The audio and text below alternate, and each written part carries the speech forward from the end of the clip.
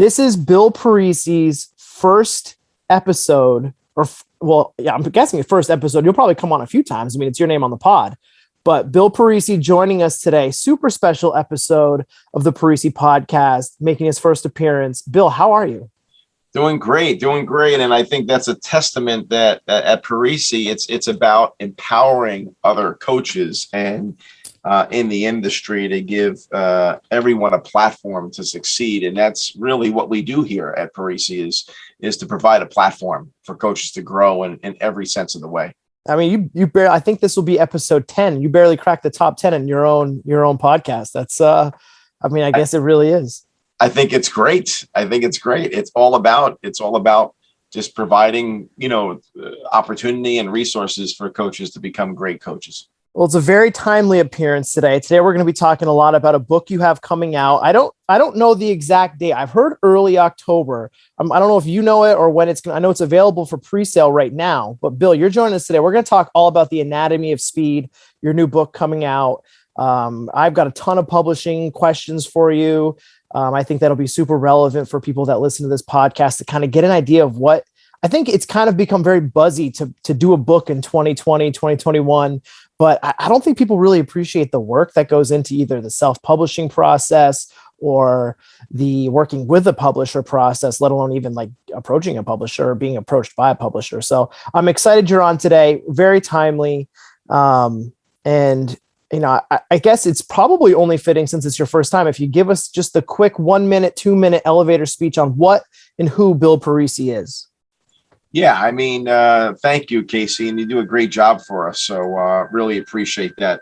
So founder of the Parisi Speed School, started, 30 years ago, was an undersized high school athlete, competed in college athletics, javelin throw. And that's where my passion for really understanding training at a high level really began. Traveled to Finland to learn from some of the greatest athletes in the world. When I was an undergraduate student, my sophomore year, trained with gold medal winner Tapias Kuros and some great Finnish coaches to learn how to become a better javelin thrower. And the byproduct of that was to get stronger, get faster, get more powerful, more elastic, develop great core strength, and really took advantage of all the great tools such as medicine balls, kettlebells, physio balls, all these different tools that are very popular today that weren't so popular back in the 80s. And then went on, became a multiple-time Division I All-American in track and field, and took those same strategies and continued to attend seminars and education for the last 30 years, and to continue to add to our arsenal of understanding of how to create greater resiliency in athletes and greater speed development. And so it's been a never-ending quest to understand performance and how to optimize performance and how to build greater injury resiliency.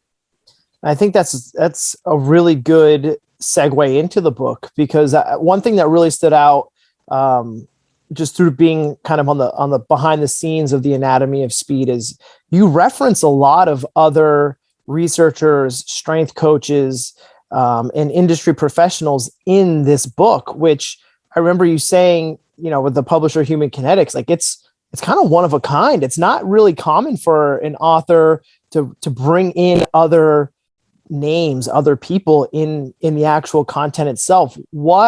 Can you just talk a little bit about that? Maybe why that was important to you and how that came about? Yeah, I'm a big believer. There's no one person that knows it all. And that includes me. And I'm a big collaborator. I love to collaborate. I love to be the dumbest guy in the room. I love to, learn from others. And it's just a never ending quest. I love to learn. I love to just build relationships and learn from people. And it's been a 30-year process of doing that. So with this book, I decided that let me pull in the people that I feel are really great at what they do, people that I continue to learn from, and interview them for different chapters of the book where they have a really high level subject matter expertise. And I've done that in a bunch of the chapters, and I feel I made the book even better than what I could have made it if I was just doing it all on my own. Or I could have, cited the research, or I could have, which I did, I cited all the, but I didn't necessarily have to interview these people. But it makes the book a lot more fun to read. It's enjoyable. It's a little bit of a story. So I didn't want it to be just a complete science book, but I want it to be a book people can really engage in and really understand and enjoy reading. It's a pleasurable read. It's a conversational read. So that also was a part of it as well. I think that's really important. And that's, if we could take a step back here, because it is a book geared towards sports performance professionals, fitness professionals, people in this industry of human performance.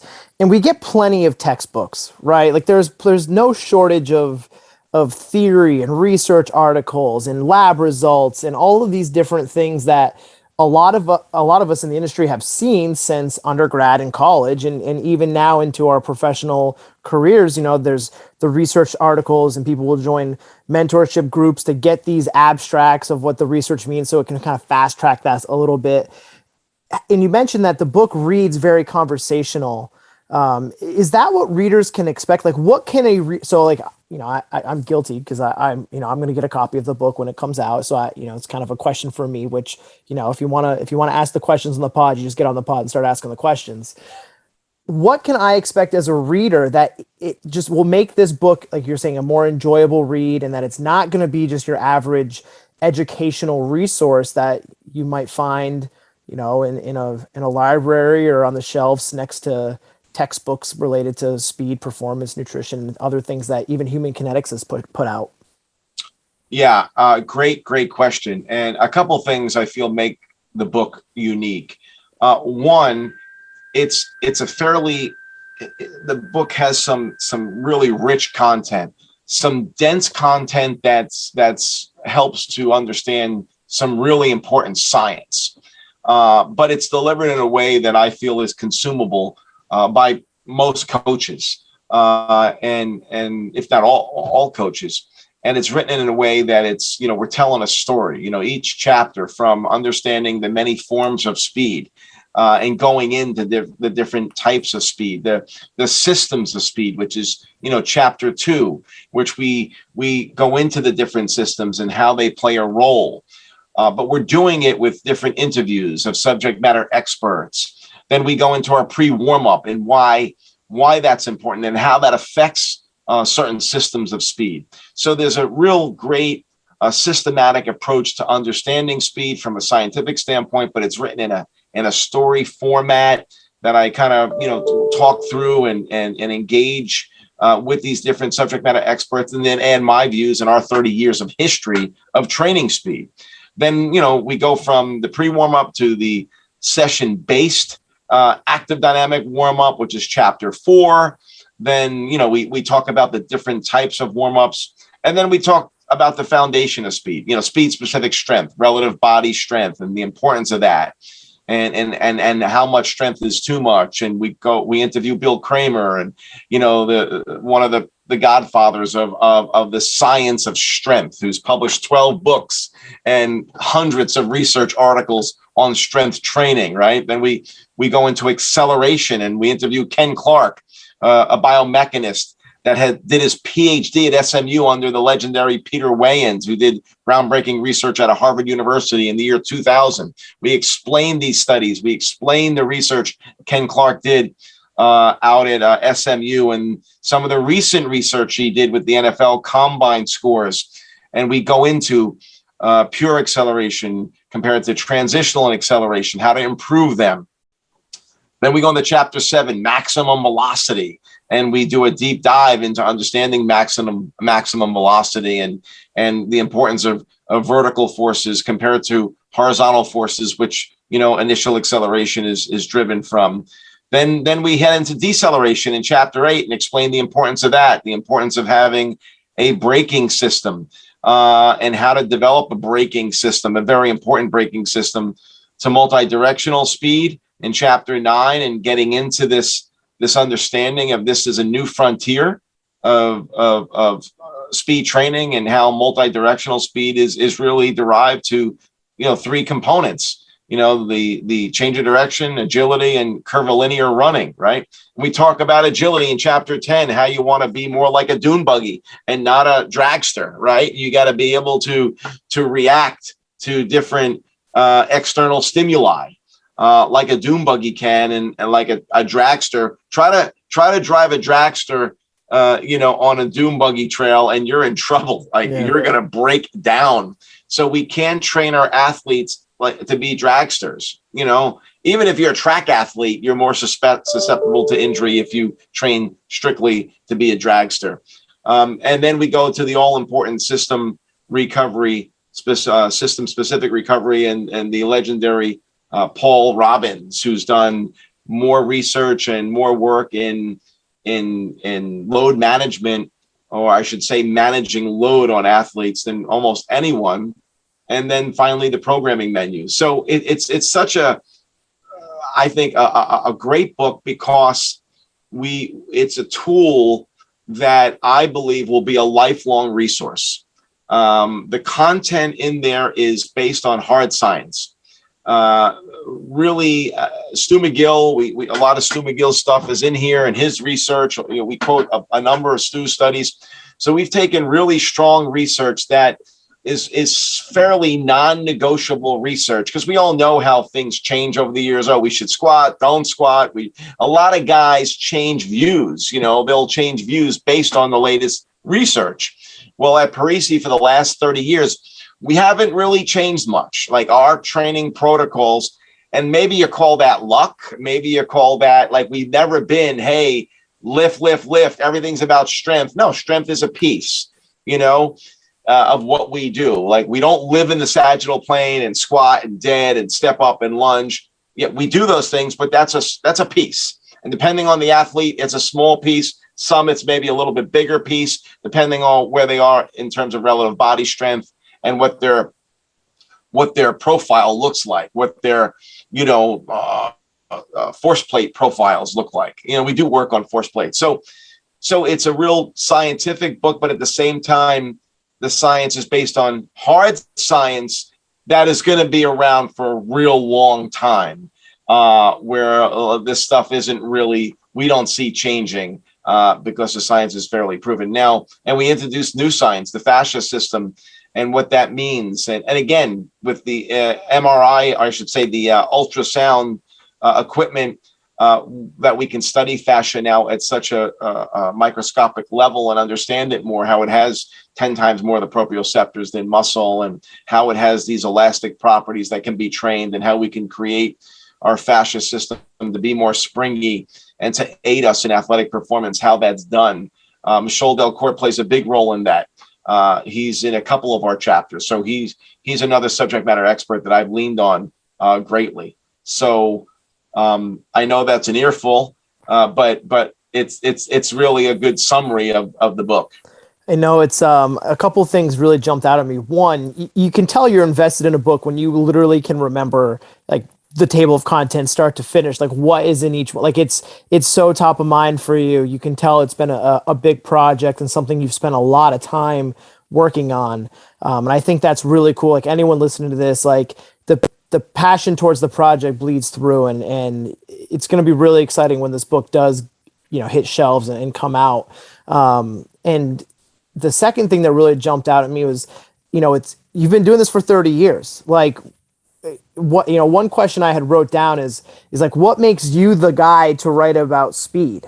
Right. Like like we talk about like Ken Clark, a biomechanist who's literally a PhD in speed training, but it's one thing to be in a lab. It's one thing to also have thousands of athletes come through, either, work with your training system and the Parisi brand. Like it is credibility. Like not only have you done it 30 plus years all across the United States and now, in parts of China and in other countries and whatnot that have brought the Parisi program in, but like you earned the right to write the book on speed, which, in a world, and I don't want to sound like an okay boomer type guy, but like everyone wants that instant gratification, that instant path to success. And it really is earned. And when you work really hard on something, you'll find what you're looking for when you're not looking for it. And I love that saying. It's one of those things where, like, your mom or dad always tell you when you're a kid, like they have these sayings, and then, 20 years later, you're like, wow,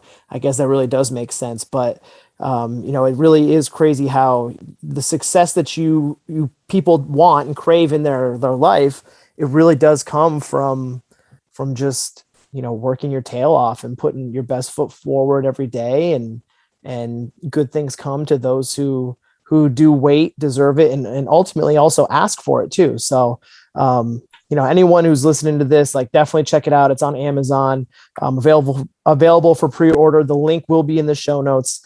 But I do have some more book questions, but I think, Bill, that was a phenomenal introduction on what the book is and what people can expect, whether you're brand new, green to the industry. You probably will have this in a classroom setting very soon. And if you're a tenured coach listening to this, it's probably going to be a really good resource. Like you're saying, a complete resource from the journey of speed training to the programming of speed training as well. Well, I think each chapter can be, a reference point for research, a reference point for know-how. And it's something that coaches will continue to be able to pull out and look at and just, tweak up some things about their program or get some validation about some things. And it's an opportunity for each chapter for them to do, okay, I got a starting point here, or let me do deeper dives in this chapter. Let me now go to another source, or it spurred my interest on pre-warm up or recovery and what Paul Robbins is doing, or you talked about Ken Clark. Ken's kind of in the lab, but the lab's a treadmill, but Ken also coaches track and field and has put in the hours. That's what makes Ken really unique. He's a really unique dude in the fact that he's not only in the lab, but he's an actual coach. I logged more hours than Ken, and I think our specialty and what I like most about what we do, our focus has been that 8 to 18-year-old market, really understanding those guys, but also the stuff here is extremely valid to that higher level college professional athlete as well, because from my experience being around those guys, they're not even not doing some of these things. A lot of those high level guys, college guys, whatnot, can be doing some of this stuff for sure, and truly benefit. So the last thing I'll say about what gives me the right, I credit, and this book is dedicated to all the Parisi performance coaches. It's a simple, it's a 1-line, 2-line dedication that this book is dedicated to all those Parisi performance coaches putting all those hours on the training floor, utilizing our system. That's what this book is dedicated to, because without them, this book wouldn't be possible. And the fact we have such a great communicative network, we're always in communication with our coaches. We have our roundtables, we have our yearly summits, we have our on-site trainings, we have our continuous certification updates. Coaches are coming in. I learned from all of them. This book is a product of all their work. So it's not just the hours I logged, it's the hours we all logged as a team here at Parisi. So you talk about 1 million athletes trained.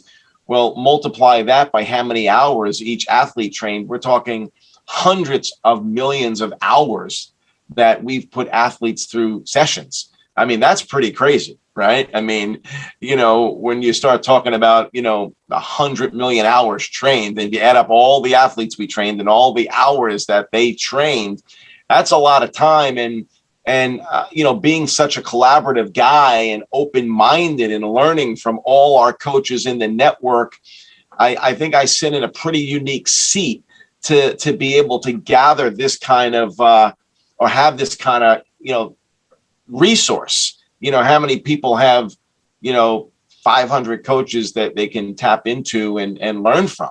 So that's, and not only in the Parisi network, but now because we've grown a strong brand. And, I oversee the Professional Football Strength Coaches Association, and we work closely with Gatorade and the NSCA, access to a lot of great people. That's awesome. I think it's a really good way to put a bow on it. I do have a couple additional questions, Bill. Curiosity on my end, because I do think that people, like we talked about, it's very trendy to do a book. Talk to me a little bit about, because you've self-published and you've also worked with a publisher. Can you talk a little bit about just what the differences are? Maybe some pros and cons to both. Obviously, HK Human Kinetics is a massive publisher in the strength and conditioning realm, but it is becoming very, very popular for people to self-publish through Amazon and other self-publishing sources, and you've done both. So if you could just share just some pros, cons, and the processes that you've kind of put in place for those, that'd be, I think, really insightful for probably some people listening to this pod right now. Yeah, I mean, a couple things. When you self-publish and you work through Amazon, obviously that's a ton of work. You got to create, all the artwork, and you've got, to do it well. I mean, you can photocopy. I mean, I see books self-published. It looks like photocopies, and it's kind of typeset, and they kind of just throw it out there. That's one way of doing it. When I self-published our fascia training book along with Jonathan Allen, my co-writer on that one was we did things fairly professional. We had good artwork. It's a self-published book. It doesn't necessarily look like a self-published book, although it looks good. It doesn't look great, but it's self-published. I had no idea. I have a copy of that book. I had no idea. I assumed that was published by someone, because it like you're saying, it's phenomenal. Feels, it looks phenomenal, feels phenomenal. There's nothing cheap or chintzy about it. Right. Well, that's the point. Like we feel we did a good job because we had good art people. Like we paid to, I paid to kind of put together a really good product. So when you do that on Amazon, then Amazon, you do a deal with them and they sell it. You don't really make a ton of money from it. Like Amazon, they take the majority of the sales, and there's a little margin on that, and make some, but you don't necessarily. 99% of people that are putting out books out there, they're not making a lot of money from it, right? It's you make a couple bucks from it, but it's about getting information out there. Now, unless you're selling, you hit it and something really goes viral, that could be different, and you can make some money. So one, you can't count on making a ton of money if you're writing a book. Like that's number one. That should not be the driving force. The driving force is to get information out there, to share content, to get yourself out there in the marketplace, expose your brand, things like that.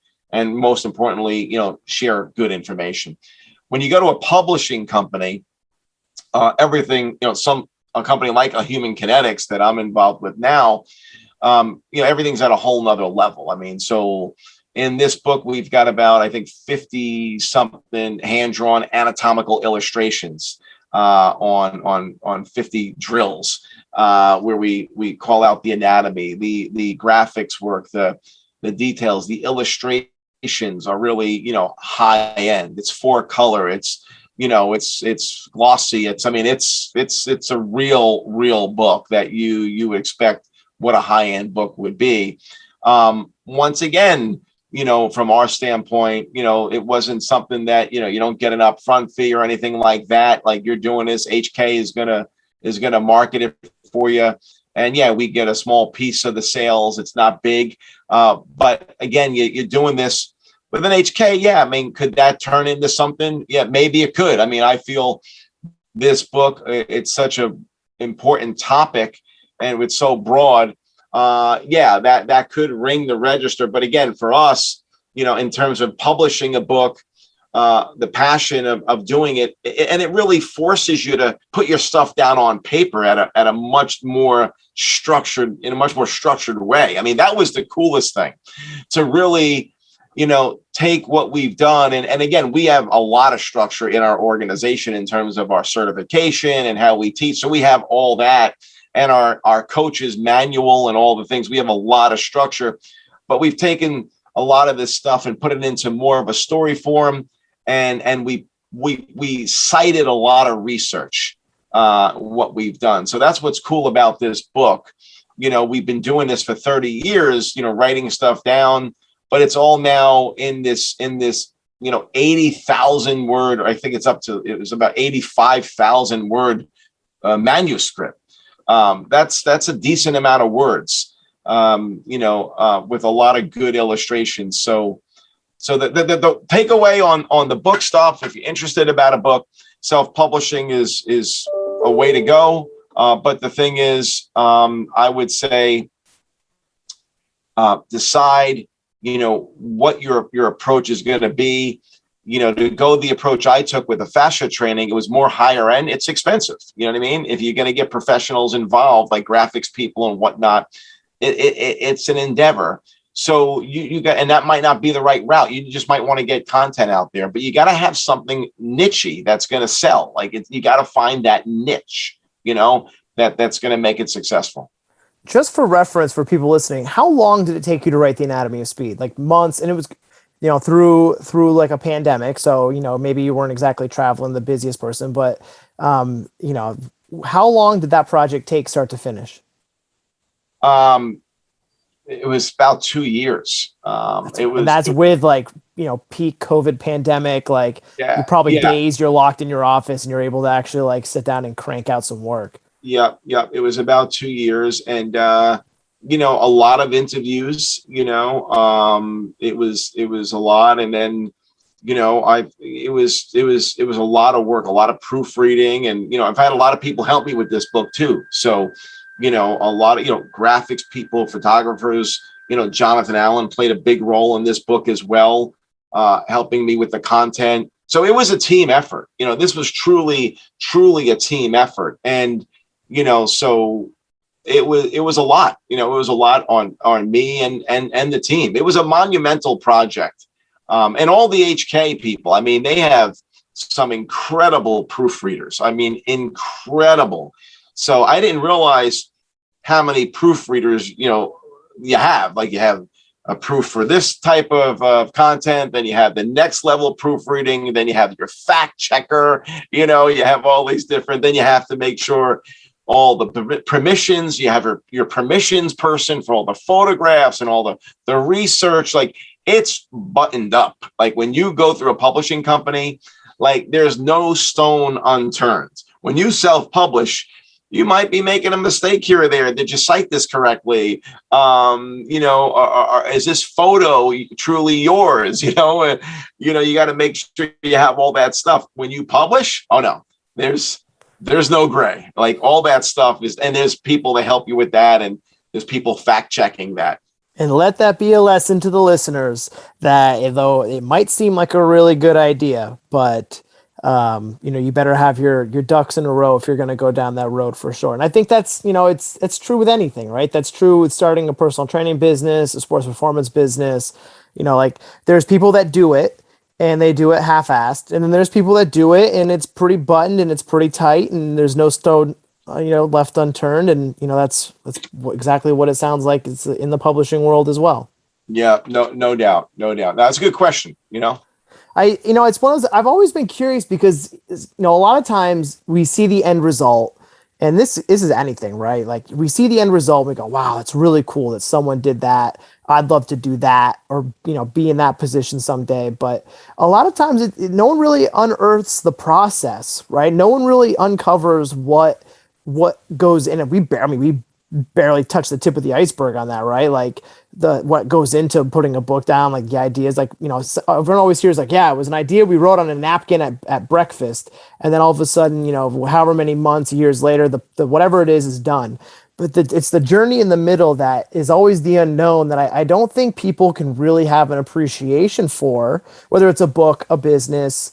It always seems like someone's an overnight success, but no one ever talks about the decades that went into the work prior. And it's just something that I've always been fascinated by is, there's another overnight success, a guy like Bill he got his, fifth book, sixth book out and whatever it might be. It's like, well, pump the brakes, man. Like there's a lot of work that goes into this and a lot of, networking and getting, like you mentioned, like all the people that are in your corner helping you and you're working with like a team effort. Like I feel like that stuff is just so undervalued, undersold, and in a world where people want something so fast that it just does. You talk a lot about emotional deposits. That's something that I've picked up from you and how important it is when you're truly networking someone. Parisi was one of the first things that really showed me the value of a network, like not just an acquaintance or a friend or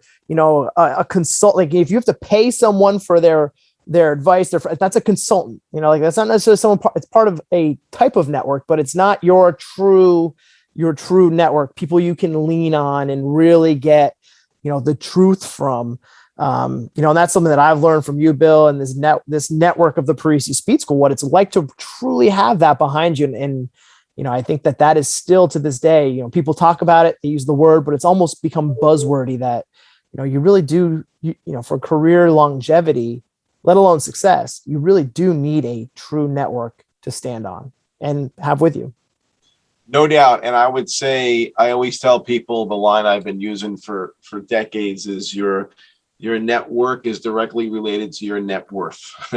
So that's in your first book, Success Patterns. Yep. That's one of the lessons in that. Yep. And, it's just great. I mean, we, just always developing the network and always figuring out how to make, relationships a win-win and just help people out. It's interesting. I think throughout my career, I've always been one to build relationships, see where I can help people, and quite frankly, not be afraid to ask, about opportunities or collaborations or just how to learn. But I think you got to understand where you stand with the people you're talking to, and you got to understand a little bit about them, right? Not everyone is interested to help. Right. I just heard from someone this morning. I mean, we all know Nick Saban is extremely successful. Right. While I heard, and I don't know if this is true, but that, there's a rule like with Nick Saban, he doesn't like to engage. He goes right from his car to his office. You don't say hi to him. And, he's a very focused guy. Right. So, you're not going to, talk to that guy if you just met him and ask him about football, unless he's at a cocktail party with friends. But the point is, you got to know who your audience is. You got to know who your network is. You got to kind of know what you can ask for and what's reasonable and what kind of position they're in, knowing it's EQ, the emotion quotient. So I feel I have a pretty good sense for that to know the people I can really network with and get to know and how I can help them out. And then, just be able to be in a position to help as many people out as you can. And then, ultimately you figure out how it eventually can work for you. But, I don't go into situations expecting to get something from someone. You just meet people, get to know people, and how can you help someone out when the opportunity arises? I'd love to park it right here and talk on that a little bit, because you mentioned it and you gave the 1 to 2 minute story about you that you trained with Tapios Kuros and just how you found some people who were training at a high level and you stuck with them and even at a younger age, you had that same mentality. I guess the right way to phrase the question is how did you know at a younger age that you needed the help of other people? Because I feel like that's not the norm in today's world, if that makes any sense, right? Like I know a lot of trainers, it's a very egotistical industry. My clients, my training systems, right? And it seems, and this is just from being in the Parisi network for a decade and watching you from afar and then getting to know you a little bit more, that it's always it's always us. And even in early on, like you even talked about, you would compete and you would just find the people that were doing it better than you. And you'd be like, hey guys, what's going on? My name is Bill. Like you would go find them. You're like this 18-year-old kid, North Jersey. You're like, hey guys, what's going on? Want to throw the jab? Like, how did you, what kind of is it just something maybe part of your personality trait, but it seems like it's something you've been doing. How did you know, or what have you always kind of used as a way to just keep going on that route? Well, when I was 18 years old and I was in my first, actually my second national meet as a high school senior, I competed and I took third place by 2 inches and missed making the U.S. Junior Olympic team by 2 inches. And after that meet, I was devastated. I saw Dr. Rob Gilbert, a sports psychologist, and I went to his all-day winners workshop as an 18-year-old, and it was paradigm changing for me. It was life changing. It was an epiphany. And one of the things I learned from that seminar, and he's still now 35 years later, is still a mentor and a very close friend, and very involved with Parisi and Parisi Prep and Parisi Speed Schools. An incredible sports psychologist, and again, a mentor, an uncle to me. I call him Uncle Rob. Meeting him at 18, but he shared with me, if you want to be the best in the world, find the best in the world and model them. Right. And life is about strategies, and we're swimming in a sea of strategies, and it's really learning the best strategies and being on a never ending pursuit to learn the best strategies. Strategies change, they evolve. So you're constantly seeking better and better strategies. And once you find really great strategies, continue to use them, harness them, leverage them, and just always look to improve upon them. And having that question, that's fun. And that's what gave me the drive. And so when I was in college, I was a sophomore, I was at a fall meet in West Point, throwing the javelin in fall competitions, because my head coach, Tony Niclario, he's great. We would have these there was an exchange student from Finland. I was 18, he was 16. He beat me by 20 feet. And this kid was incredible. He threw 246 feet. That's a bomb. Even in college, that gets you top 246, gets you probably top 3 at the NCAA Division I's, right? And he threw this as a 16-year-old. I'm like, I gotta come to Finland. And he was an exchange student. I'm like, that's how I gotta go learn from you. And there's this high school kid. I'm in college. So that's what got me to Finland. And then, I have that same approach. Like, I don't care who you are, how much you know or don't know, how old you are, how long you've been in the industry. If you're doing something that's interesting and, can make me better, I want to know about it. There's no ego here. It's like, there's so much more we don't know about the human body than we do know. And I think most people don't understand that. This discovery of the fascia system and my quest to learn more about it has been, just so fun, to learn from these people. And what I found, I'm going and talking to these top scientists like Robert Schleip, top scientist from Germany, doing incredible research. I got to know Robert, great guy. I just came back from UC Davis, spent 2 days with Keith Barr, top 10 expert on the planet, getting to know these guys and taking their research and their science and trying to figure out how to bring it to the performance training world has been a blast. And Keith is very advanced in that area and has some great information to share. So a never ending quest to learn, and learning is fun. I'm addicted to learning. I love to learn. I love to meet new people, and I love to break bread with people and get inside their head and to learn what they're about.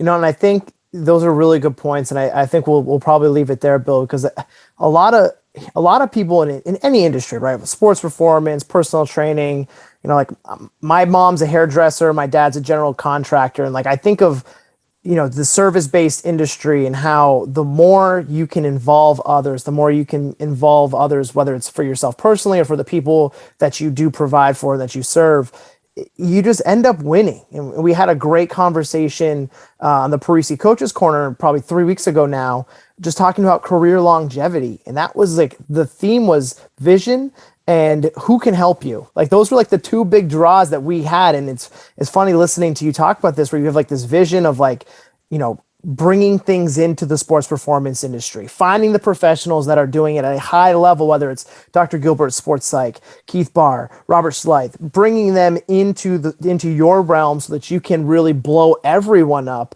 It's just really, really cool to see and very validating. So anyone listening to this, like, if you go back and listen to the last 10 minutes of this podcast, 15 minutes of this podcast, the themes that Bill's talking about holds true to whatever you're trying to accomplish. And I think that a lot of times it's overlooked, where just because it happened in one industry or for one person, well, that's Bill Parisi. There's only one Bill Parisi. It's not going to work for me. Well, the concepts hold true. And the concepts, just because it's you talking about it, Bill, or you and I on this podcast, it's going to hold true for you and your clients, you and your niche, your your performance avenue. I'm assuming people listening to this are sports performance coaches. It'd be kind of, if you're not, cool, happy you're here, but most of the time probably is a performance coach to some capacity. But if you're listening to this and you're wondering like, man, how can I accelerate my career? I probably would listen to this podcast one more time with a notepad if you don't already have one out, because there's some gems in there that you can pull. And I think the book, Bringing It Back to the Anatomy of Speed, is probably just a huge accumulation of all of these different things. Yeah, it's a complete accumulation of all these things, and I'm excited to be sharing it with everyone out there. I'm at a point in my career that it's really has come full circle. I'm more excited now than ever, and I feel like I just got into the industry when I started talking about speed training 30 plus years ago, when people didn't think speed can be improved. And now to package that up and say it not only can be improved, but here's science to prove it. We can not only improve it, but here's the proof. 30 years ago, we didn't have a lot of proof, about it, specifically for field and court sports and whatnot. So it's been a really fun ride and a rebirth for me personally, in so many ways, and and I think we need to do that as coaches. I think we need projects, we need relationships, we need mentors, we need a network to stay fresh, to stay excited, because we know this industry, you can get burnt out. And I've gone through those phases. I mean, we all have, we all have gone through 30 years doing this. You gotta reignite, you gotta reinvent, you gotta move. And I've got a host of consultants and mentors I work with on a regular basis. If we're going to, I'm sure this will not be your first episode of the Parisi podcast. I'm positive, as one of the dudes that's booking people for guests, I can assure you that this isn't going to be your last round. So we'll definitely have to dive into that on a future episode. Bill, I know the book is out. You can order, it's on pre-order. You can go to it on Amazon. Again, link in the show note. Is there an official launch date? I know it's shipping early October. Yeah, no, it's actually believe it or not, a little ahead of schedule. So it should be out by the time people are listening to this podcast. It should be, Amazon takes a little bit of time, but we're talking a couple weeks max. So nice. It's going to be out here soon in the next 2 weeks. Early October, check it out. There's going to be a lot of really cool anatomy of speed education to follow up from the book. We kind of left that in the dark here a little bit, but you can expect that to be coming down the pipeline as well. Bill Parisi, first episode on the Parisi podcast. Did it live up to your standard? You've been on some pods, but now you've been on your pod. Your thoughts? Yeah, well, hopefully, I mean, it's not my thoughts; it's the listeners' thoughts. So hopefully they got a lot out of it. They got some nuggets about book writing and some of the things we talked about in the book. And like you said, we've got some great practical seminars coming out to go along with the book that we're excited about putting this into practice. And I will say, the book really is just the beginning. I mean, the book is the foundation. We give a lot of the fundamental components of speed, but there's more to be learned. We didn't go really deep into some of the advanced training principles.